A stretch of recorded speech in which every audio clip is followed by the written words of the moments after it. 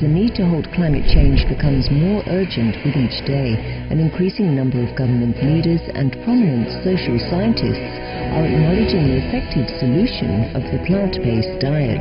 The following are what just some of them have affirmed about this vital way to mitigate climate change. The best solution would be for us all to become vegetarians. Ivo de Boer, former Executive Secretary, United Nations Framework Convention on Climate Change. A major shift toward plant-based diets is imperative if we are to have even a chance of preventing catastrophe. Dr. Rajendra Paturi, vegetarian, Chair of the United Nations Intergovernmental Panel on Climate Change. Meat is a wasteful use of water and creates a lot of greenhouse gases. It puts enormous pressure on the world's resources. A vegetarian diet is better.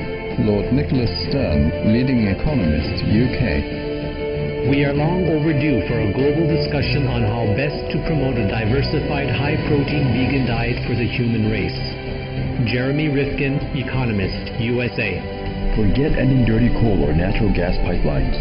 Global veganism can do more than any other single action to reduce GHG, or greenhouse gas emissions.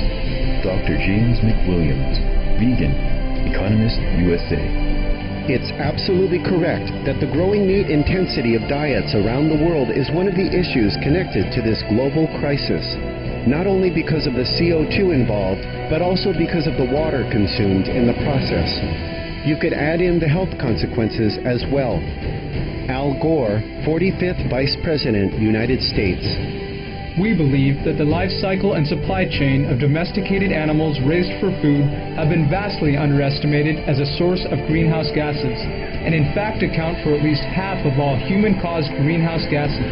This implies that replacing livestock products with better alternatives would be the best strategy for reversing climate change.